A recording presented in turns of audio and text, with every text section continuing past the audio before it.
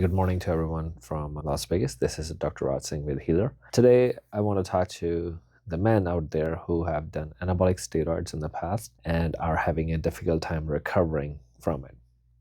We'll be discussing anabolic steroid-induced hypogonadism. I see a lot of patients who are extremely muscular, huge biceps, huge chest, they're very strong physically, but they are absolutely tired, exhausted, and no energy.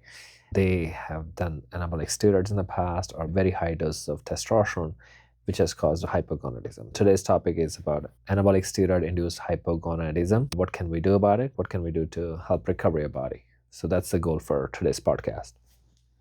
The anabolic steroids will suppress the hypothalamus, the pituitary, the testosterone axis, which will cause decline in luteinizing hormone and follicle stimulating hormone. So because of that, there will be a drop in testosterone production inside the testes.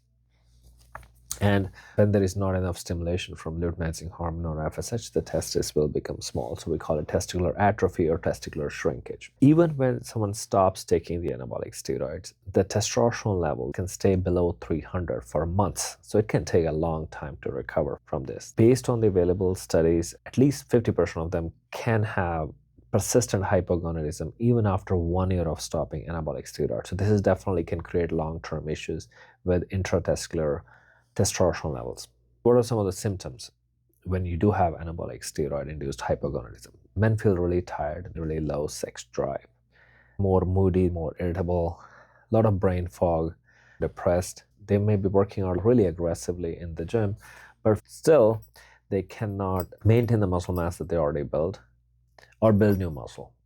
On the blood test, we'll generally see low testosterone levels, below 300, estrogen levels could be higher. The LH and FSH levels will be low or low normal. Let's assume that you did anabolic steroids in the past and you are having these symptoms now. The fatigue, depression, foggy mind, all of those things we talked about. What are your options? So one is you can just do a watchful waiting. Men can recover their testosterone even with just watchful waiting. Can be within 4 months. I've seen patients up to 2 years. Some men, unfortunately, will never recover. Let's say the watchful waiting is not working. What's the second option? The second option would be post-cycle therapy. Think of clomiphene citrate, tamoxifen, aromatase inhibitors like anastrozole. So they can help jumpstart testosterone levels. There was a 2023 study that showed that men who did the PCT or post-cycle therapy recovered their testosterone within 13 months versus 19 months the ones who did nothing and just did watchful waiting. So this can certainly help improve the levels much more quickly versus just watchful waiting. So this is an option to consider. So what's the role of nutraceuticals and supplements? I'm a big believer in supplements and their ability to heal the body. So think of ashwagandha, shilajit, zinc, boron, NAD. They can all help rescue the adrenal glands and help stimulate the secretion. So definitely something to consider. IV therapy. So IV therapy is another emerging therapy. So think of custom IV drips containing arginine, lysine, branched-chain amino acids. All of these can help stimulate growth hormone levels, which can really help rescue the testosterone production.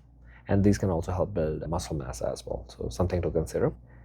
And of course, the last would be testosterone therapy. Nothing else is helping, or you were unable to rescue your adrenals and the testosterone levels are just not improving. So of course, testosterone therapy can be started, but that's generally the last thing I like to do. I like to try everything else before I put somebody on lifelong testosterone therapy. When it comes to testosterone therapy, you can consider taking oral testosterone gels, but to be honest, most effective ones would be testosterone injections because of the dose. And then of course the testosterone pellets as well. And the whole idea is to maintain testosterone 500 to 800 range. But honestly, many men need higher levels because they do not respond to normal physiological levels of testosterone. So a lot of it is just we look at what the symptoms are. Is the testosterone helping, or do we need to go higher? Of course, we are monitoring the blood count, so make sure the hemoglobin is not going too high or the hematocrit is not going too high. Other option I like to do is HCG, 500 to about 1,000 units, 2 times a week. In addition, we'll also use anastrozole or DIM if the estradiol level is more than 55. And of course, regular monitoring labs to make sure the PSA is not going up, you're not having too much aromatization, not having too much estradiol conversion. All of those things are super important as we're trying to make the body recover from the effect of anabolic steroids. I will also monitor IGF levels in many of these patients because that's an indirect marker of growth hormone secretion. We can also talk about giving growth hormone therapy if needed, but again, that's a last resort. Other things to keep in mind is so do not go crazy in the gym. Let your body reset, at least in the first few months while we're trying to rescue the adrenals. Last thing you want to do is overtrain and overstress your body. Your diet is, what you eat is going to be super important. Now, I know we used to say, okay, you are what you eat, but you are what you absorb. So diet-wise, you need a lot of protein, a lot of nutrients. Unfortunately, our diet is not the best when it comes to nutrients. And we used to say you are what you eat, but it's not true. You are what you absorb. So definitely take ashwagandha, multivitamin, adrenal support vitamin, zinc, boron. All those things are so helpful during this time. And a very high dose of vitamin D that can all help support the Leydig cell function and help recover the testosterone levels more naturally. If you're having adequate amount of sleep, you will have an increased growth hormone secretion. You'll have increased LH surge. All of those things are very effective. For men who cannot sleep, I have tried giving them low-dose progesterone, like 20 milligram or so, compounded progesterone, as progesterone binds to GABA receptors, can really help rescue the sleep. Manage your stress. Stress is bad for you. If you're overstressing, unfortunately, it can really help delay the recovery because your adrenals will prioritize cortisol production over testosterone production. So definitely manage your stress as effectively as possible. Meditate, yoga, go for long walks. Stress is not your friend, especially during this part of the.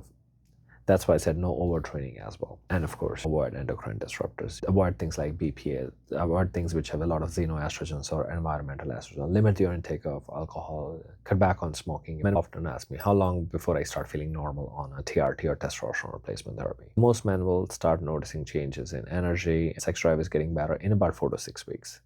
Now, the body composition changes take a little bit longer, so about 3 to 6 months, but that's the time frame. And also frequently ask, okay, I am no longer on anabolic steroids, but if I just maintain my testosterone, let's say physiologic levels of 700, 900, can I still build muscle mass? Absolutely. You still will build muscle mass and you'll be able to maintain the muscle mass. It helps with the muscle memory. And you're avoiding the risk that is associated with anabolic steroid abuse. So this is definitely a safer long-term approach.